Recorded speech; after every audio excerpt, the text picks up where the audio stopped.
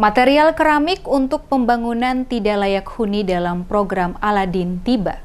Anggota Satgas dan warga bersama-sama menurunkan keramik di halaman Koramil Tambak Rejo.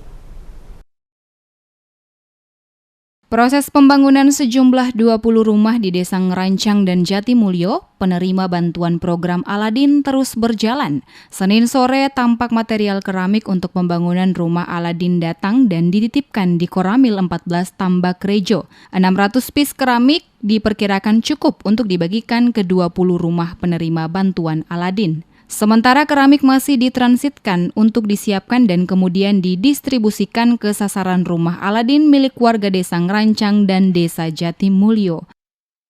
Ya, ini